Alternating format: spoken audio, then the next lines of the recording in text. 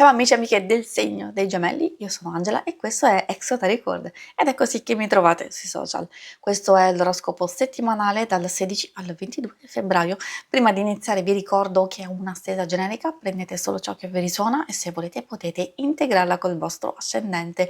In descrizione trovate le recensioni dei mazzi usati, i link per acquistarli e i link alle playlist per conoscere il significato delle carte della Sibilla Lenormand e della Sibilla italiana.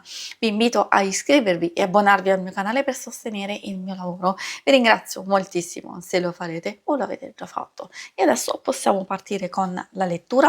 Andiamo ad inquadrare come andrà la vostra settimana, le vostre energie principali. Vedremo i segni zodiacali da attenzionare, poi l'amore, le relazioni, il lavoro e le finanze.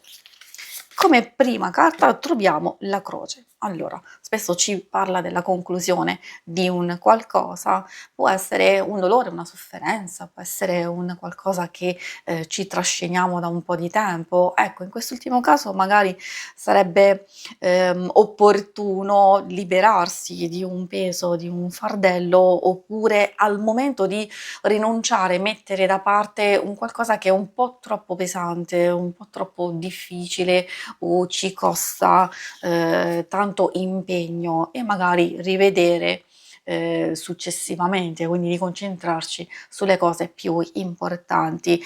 Può finire un qualcosa, come vi dicevo, che vi ha provocato dolore, difficoltà e disagi? Assolutamente sì, e quindi magari ci si avvia pian pianino, anche se in una fase iniziale un po' difficile, con un po' di pesantezza. Infatti la montagna può indicare un nostro sentire, un nostro stato d'animo, dove tutto si muove lentamente, alcune cose possono essere pesanti o sentirci stanchi. Dall'altro lato però la montagna ci ricorda che alcune cose possono essere superate, se magari in alcune circostanze ci sono dei ritardi, dei blocchi, degli ostacoli, allora un po' di sana testardaggine possiamo cercare di opporci a queste cose e superarle.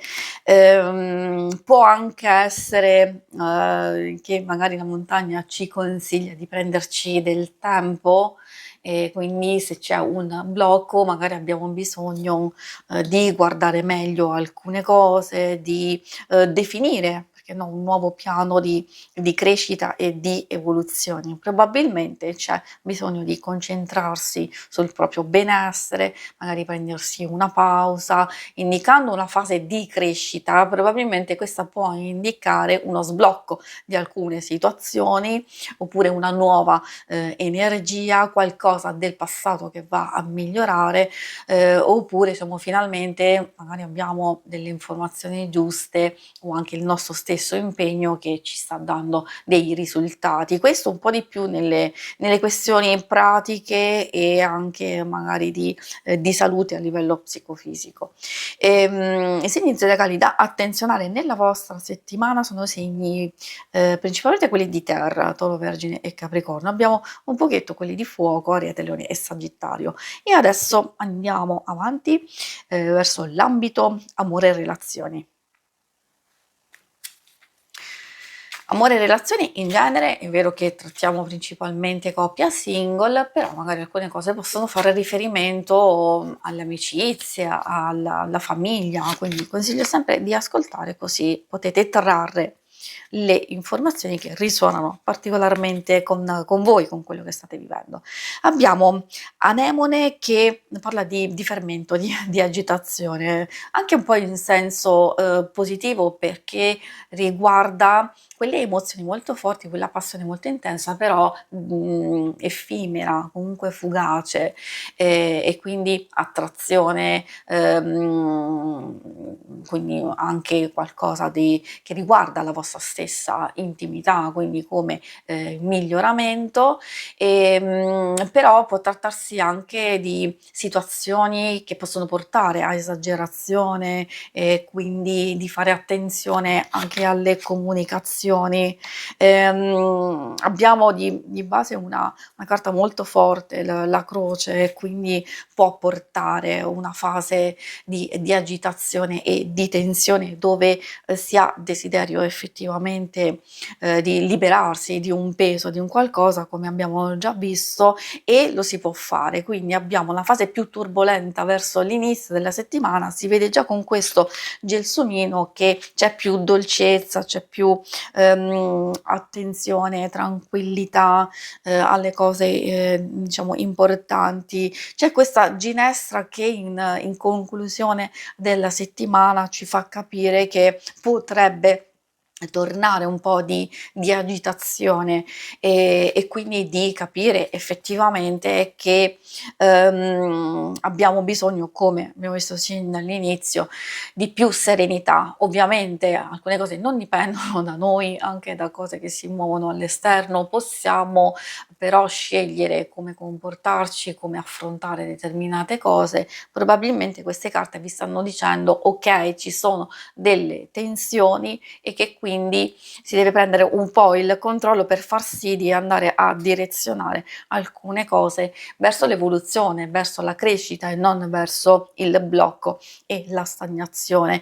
Questo vale anche, quindi per le relazioni più importanti, anche per i single, perché se vedete che ci sono alcune cose che non vi soddisfano, non vanno bene, non funzionano in questo ambito, dipende, forse ci si deve liberare, di qualcosa, diciamo di qualcuno o del passato, o di non rimuginare su alcune cose. Se si è conclusa una relazione, magari è il caso proprio di prendersi il tempo di guarire, le proprie ferite e far evolvere, diciamo, questo ambito diversamente. Se state frequentando una persona possono esserci dubbi, sospetti, perplessità, quindi se avete perplessità perché, magari non sentite, cioè sentite quel coinvolgimento, quella passione, ma sentite che c'è qualcosa che non va, ascoltate il vostro intuito. Per quanto riguarda le questioni più pratiche, anche qui c'è un po' di agitazione. La carta delirante ci porta in una fase di confusione dove, potremmo perdere il controllo facilmente su un qualcosa.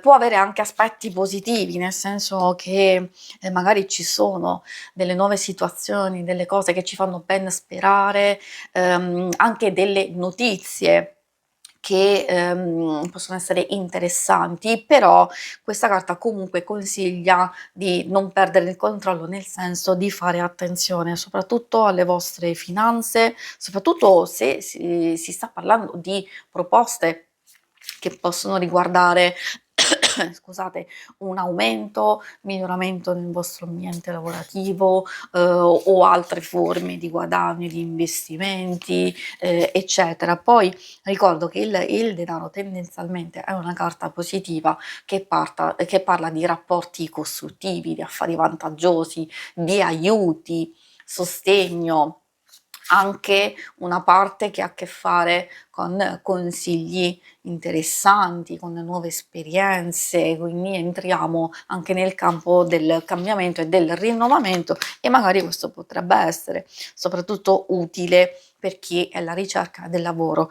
Il mercante un po' per tutti fa capire che vi state comportando bene, state facendo bene, c'è buona gestione del denaro, e però questa, effettivamente, come vi dicevo, potrebbe essere una persona che in qualche modo, può portare sia aiuto e sostegno, dei consigli, dei vantaggi, quindi proposte e offerte che ovviamente devono essere valutate, magari un po' per tutti, come vi dicevo, proprio se si tratta di integrare il vostro lavoro, di migliorare un qualcosa che riguarda le vostre stesse finanze, se volete fare dei cambiamenti in ambito lavorativo e anche per chi è alla ricerca di lavoro, perché si vede che vi state lasciando, indietro un periodo molto difficile, molto intenso per voi e quindi finalmente saltano fuori queste nuove possibilità. E infatti abbiamo visto che, la parte un po',